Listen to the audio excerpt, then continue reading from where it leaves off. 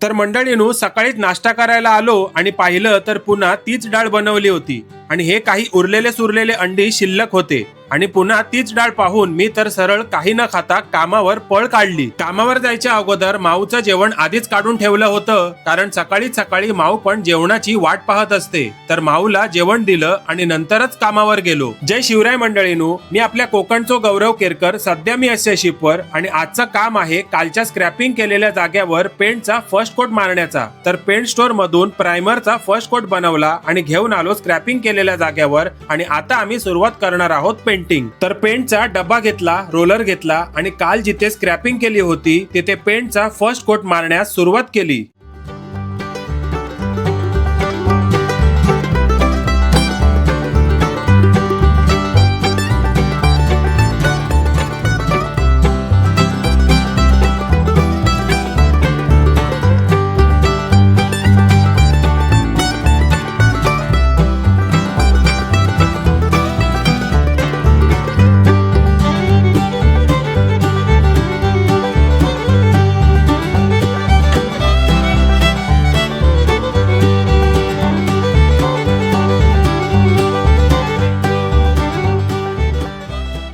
तर मंडळींनो, हे बघा, हा असा आहे मारलेल्या पेंटचा रिझल्ट। पण काम इथेच संपत नाही। आता हा पेंट सुकल्यानंतर ह्यावर मारला जाणार टॉप कोट म्हणजेच फायनल पेंट आणि फायनल पेंटचा कलर असणार हिरवा। आणि ही माऊ बघा, शिपवर नसून एखाद्या पार्कात असल्यासारखी बिंदास सगळीकडे फिरत आहे, पण सध्या तरी ती कोणाच्याही जवळ यायला बघत नाही। चला तर ह्या माऊची थोडीशी गंमत करूया।